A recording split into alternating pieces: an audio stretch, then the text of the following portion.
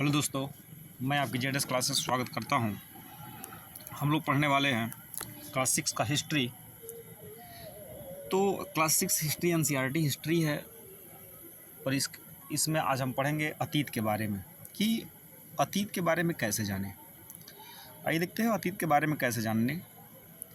तो सबसे पहले चीज़ क्या दिखता है, अतीत मतलब क्या है, पुराने समय के बारे में हम क्या जानें।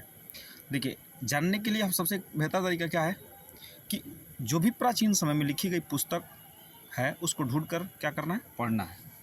उसी के बारे में हम क्या कर सकते हैं, जान सकते हैं। ठीक है ना। यदि किसी दोस्त की हिस्ट्री जानना है तो उस क्या करना पड़ेगा, उसकी चिट्ठियों को आप पा जाएंगे तो पढ़ेंगे। पढ़ने से क्या होती है, या उसकी डायरी पाते हैं तो उसको पढ़ते हैं तो उसके बारे में क्या होता है, पता चल जाता है। इसलिए हमें अतीत के बारे में जानना होगा तो उस समय लिखी गई पुस्तकों को क्या करना होगा, ढूंढना होगा और पढ़ना होगा। और देखिए, पांडुलिपि क्या होती थी, यहाँ पे एक आपको शब्द मिलेगा कि पांडुलिपि क्या होती है। तो जो पुस्तकें प्राचीन समय में हाथ से लिखी गई होती थी, ठीक ना, हाथ से लिखी होने के कारण इसे क्या कहा जाता था, पांडुलिपि कहा जाता था। अब देखिए, अंग्रेजी में पांडुलिपि का अर्थ क्या होता है, ठीक है। चूँकि पांडुलिपि को अंग्रेजी में हम मनुस्क्रिप्ट कहते हैं, ठीक है, मनुस्क्रिप्ट कहते हैं। मनुस्क्रिप्ट क्या है, लैटिन शब्द मेनू से निकला है। इसका अर्थ क्या होता है, हाथ से। तो आपने कई चीज़ें देखा यहाँ पे, अतीत के बारे में जानकारी कैसे निकलती है या मिलती है, तो पढ़ने लिखने से मिलती है कि लिखी गई पुस्तकों। पांडुलिपि क्या है, तो जो चीज़ें हाथ से लिखी गई है उसी को क्या कहा गया है, पांडुलिपि कहा गया। पांडुलिपि को अंग्रेजी में क्या कहते हैं, मनुस्क्रिप्ट कहते हैं। मनुस्क्रिप्ट क्या है, मनुस्क्रिप्ट ये लैटिन वर्ड मेनू से बना है और मेनू का अर्थ होता है क्या, हाथ से लिखा हुआ। ठीक है। उसके बाद आते हैं हम यहाँ पे, पांडुलिपि जो है, ठीक है, पांडुलिपियाँ कैसे किस पे लिखी जाती थी, तो वह प्रायः जो है ताड़पत्र अथवा हिमालय क्षेत्र में उगने वाले भुर्ज नामक पेड़ की छाल पे। दो चीज़ें हैं कि पांडुलिपि किस पे लिखी जाती थी, तो या तो वह लिखा जाता था भुर्ज नामक पेड़ की छाल पर या ताड़पत्रों पर लिखा जाता था। ठीक है ना। और एक विशेष तरीके से तैयार, ठीक ना, भोजपत्र पर लिखी मिलती थी। किस पर, तो अब बता सकते हैं कि भोजपत्र पर लिखी मिलती थी। ठीक है। नेक्स्ट क्या है, ये पांडुलिपि लगभग 1000 वर्ष पहले लिखी गई थी। कितने हज़ार वर्ष पहले लिखी गई थी, तो 1000 वर्ष पहले लिखी गई थी। अब देखिए, किताब जब बनाया जाता है, पांडुलिपि जैसे लिख दिया गया, मान लिया हम पन्ने तैयार कर दिए, तो पन्ने तैयार कर लेके उसको किताब तैयार करने के लिए क्या किया जाता था कि जितने भी ताड़ के पत्तों को काटा जाता था और ताड़ के पत्तों को काट करके अलग अलग हिस्सों को एक साथ बांध दिया जाता था। ठीक है ना। या भुर्ज पेड़ की छाल से बनी ऐसी एक पांडुलिपि को, ठीक ना, मतलब हमने देखा क्या कि या तो भुर्ज पेड़ की छाल पर लिखा जाता था या ताड़ पत्र पर लिखा जाता था। लेकिन जब किताब तैयार करना होता था तो किताब तैयार करने के लिए क्या करता था, उनके अलग अलग हिस्सों को एक साथ क्या किया जाता था, बांध दिया जाता था। ठीक ना। देखिए, इतने वर्षों में पांडुलिपियों को कीड़ों ने खा लिया तथा कुछ नष्ट कर दिया। क्योंकि मान लीजिए कि ताड़पत्र है, कहीं ना कहीं क्या हो जाएंगे, कीड़े लग जाएंगे। कीड़े लग जाएंगे तो क्या करेंगे, खा जाएंगे उसको ख़त्म कर देंगे। लेकिन फिर भी आज भी क्या है, पांडुलिपि आज भी उपलब्ध है। जैसे आप पढ़ लिख करके क्या होते हैं, रफ़ को क्या करते हैं या सफ़ को रख देते हैं कहीं अलमारी में, तो कीड़े लग जाते हैं और वो किताबों को क्या हो जाता है, धीरे धीरे दीमक जो होते हैं खा जाते हैं। फिर भी कुछ हिस्से क्या करते हैं, छोड़ देते हैं। वैसे पांडुलिपियाँ आज भी क्या है, उपलब्ध है।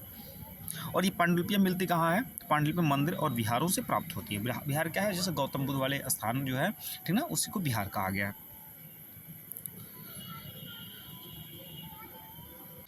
आइए देखते हैं कि इन पुस्तकों में वास्तव में मिलता क्या था हमको। ठीक है।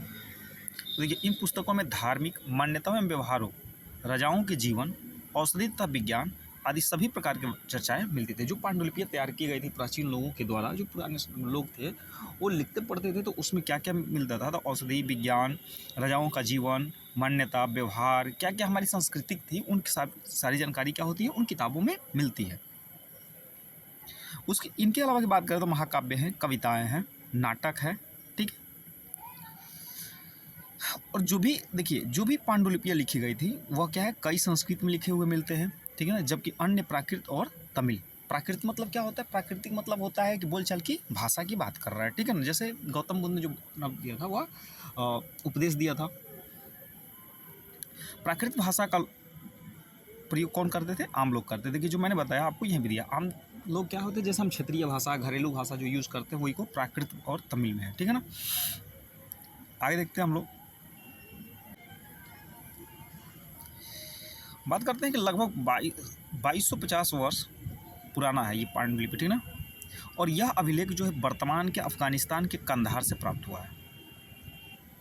देखिए अभिलेख क्या होता था, अभिलेख जानते हैं, एक स्तंभ अभिलेख, एक गुहा लेख, ठीक है ना, ये सारी चीज़ें होती हैं। तो देखिए अभिलेख जो है अशोक नामक शासन के आदर्श को उत्कीर्ण कराया गया था। अभिलेख स्तंभ, कहीं कहीं आप जाते हैं तो देखिए मंदिरों में लिखा होता है, मंदिरों में देखने को मिलेगा क्या, पत्थरों पर या पिलरों पर लिखा होता है। कहीं कहीं देखिएगा तो आप शिलालेख होता है, मतलब जो होता है शिलापट्ट पर, ठीक ना, बैनर की तरह जो होता है लिखा गया होता है, उसको पत्थरों पर लिख करके दीवार पर या कहीं पे चिपका दिया जाता है, मंदिरों पर लिखा गया होता है। तो ये सब कौन उत्कीर्ण कराया था? तो अशोक ने उत्कीर्ण कराया था। जब हम कुछ लिखते हैं तो किसी न किसी लिपि का प्रयोग करते हैं। लिपि क्या होती है? तो अक्षरों या संकेतों से बनी होती है। लिपि क्या होती है? तो मतलब लिखने की तरीका ही क्या होती है? लिपि होती है। उसी को हम क्या कहते हैं? लिपि कहते हैं। हम कुछ बोलते या पढ़ते हैं तथा एक भाषा का प्रयोग करते हैं। अब देखिए जो अभिलेख हुआ करते थे वह अभिलेख यूनानी तथा आर्मेइक नामक दो विभिन्न लिपियों में तथा भाषाओं में है, ठीक है ना। अभिलेखों का भी अध्ययन कर सकते हैं। कैसे? ऐसे लेख जो पत्थर अथवा धातु जैसी अपेक्षाकृत कठोर सतहों पर उत्कीर्ण किए गए मिलते हैं, ठीक है, मैंने बताया पहले ही। कभी कभी क्या होता था कि राजा जो होते थे, शासक होते थे या अन्य लोग होते थे, वो आदेशों को किस पे उत्तीर्ण कराते थे? उन अभिलेखों पे उत्तीर्ण करा लिया करते थे, लिखवा दिया करते थे, ताकि लोग इन्हें क्या कर सके? देख सके। आप भी जाते हैं मंदिरों में, देखा होता है, आप तो घर घर पे लिखवा रहे हैं लोग, ठीक ना, कंत भवन, सुदामा भवन, ये भवन, फलाना भवन, ठीक है। कुछ अन्य प्रकार के अभिलेख भी मिलते हैं हमें, ठीक है।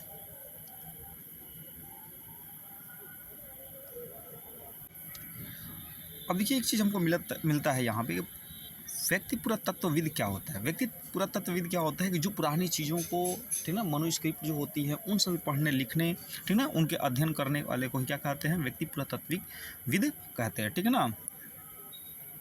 पुरातत्वविद क्या है? पत्थर और ईंटों से बनी इमारतों के अवशेषों, चित्र, ठीक है, चित्र, मूर्ति का अध्ययन करते हैं। पुरातत्वविद किसका अध्ययन करते हैं, या पुरातत्वविद में किसका अध्ययन किया जाता है? तो अध्ययन हम उसमें करते हैं कि प्राचीन समय में पत्थरों, ईंटों या इमारतों के अवशेषों या चित्रों और मूर्तियाँ जो हैं, इन सारी चीज़ें जो हम मिलती हैं तो उसमें हम उसका क्या करते हैं? अध्ययन करते हैं कि कितनी समय की, प्राचीन समय की है या कितने साल पुरानी है। इन सारी चीज़ों का क्या करते हैं? हम उसमें अध्ययन करते हैं। वे औजारों, हथियारों एवं बर्तनों, ठीक है ना, यहाँ की बात कर लेंगे। वे औजार, हथियार, बर्तन, आभूषण तथा सिक्कों के प्राप्त के लिए छानबीन तथा खुदाई भी करते हैं। कौन? व्यक्ति पुरातत्वविद। क्योंकि उनको जो होता है प्राचीन समय में उनको रुचि होती है, जानकारी प्राप्त करते हैं कि वास्तव में जो पुराने लोग थे उनका जीवन यापन कैसा था, या उन लेन देन करने के लिए या किस प्रकार का जो है वह प्रयोग करते थे। क्या प्रयोग करते थे? क्या औजार, ये तो मतलब शिकार करते थे, कैसे ही औजार प्रयोग करते थे, क्या कैसे हथियार प्रयोग करते थे, खाना के लिए जो है किस प्रकार के बर्तनों का उपयोग करते थे, आभूषण, गले में यदि सुंदरता बढ़ाने के लिए या किसी प्रकार की, ठीक ना, अपने शरीर पर जो है धातु पहनते थे, वो किन चीज़ों का बना होता था। इन सारी चीज़ों का क्या करते हैं? छानबीन करते हैं और खुदाई करते भी हैं कि कुछ ना कुछ उनको मिले, ठीक है ना।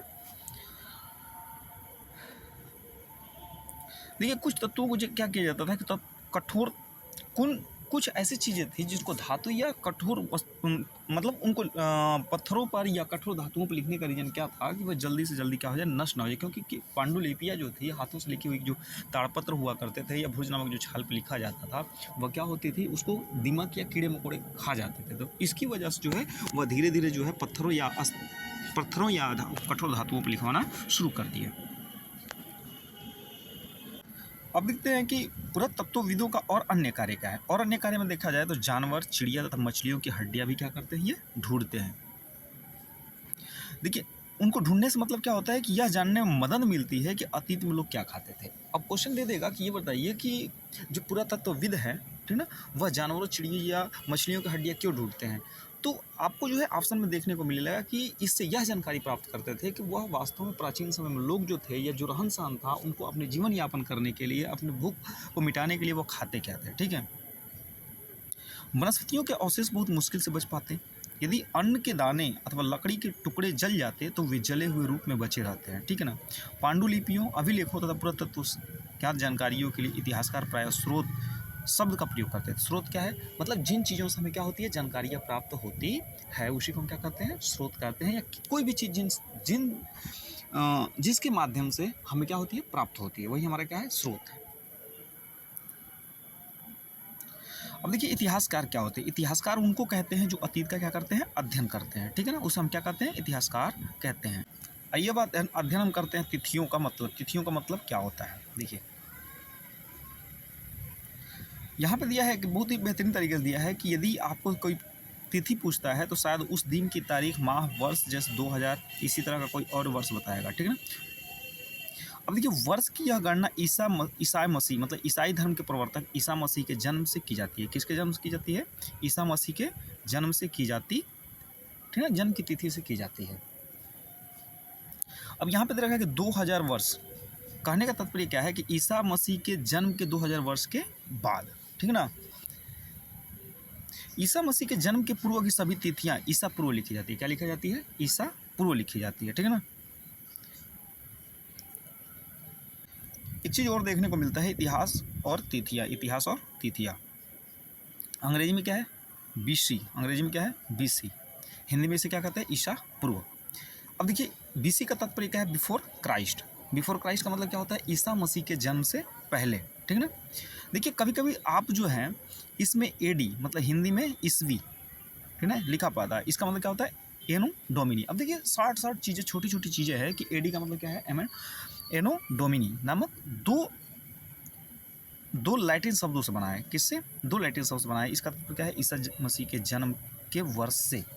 अब एडी मिल जाए या आपको 20 एडी मिल जाए, ठीक है ना, तो एडी का मतलब क्या होता है कि ईसा मसीह के जन्म, ठीक है ना, ईसा मसीह के जन्म, एनो डोमिना, ठीक है ना। और बीसी का मतलब बिफोर क्राइस्ट मतलब ईसा पूर्व, और ईस्वी। अब देखिए कभी कभी क्या होता है कि एडी की जगह पर सीई का प्रयोग कर लिया जाता है तथा बीसी की जगह पर क्या होता है, बीसीई का प्रयोग हो जाता है, ठीक है ना। अब देखिए सीई का मतलब क्या होता है, सीई का मतलब होता है कॉमन एरा। सीई का मतलब क्या होता है, कॉमन। बीसी का मतलब क्या होता है, बीसीई। बीसीई का मतलब होता है बिफोर कॉमन एरा के लिए होता है। अब देखिए इसका प्रयोग करने का रीज़न क्या है कि विश्व के अधिकांश देशों में कैलेंडर का प्रयोग सामान्य हो गया, ठीक है ना।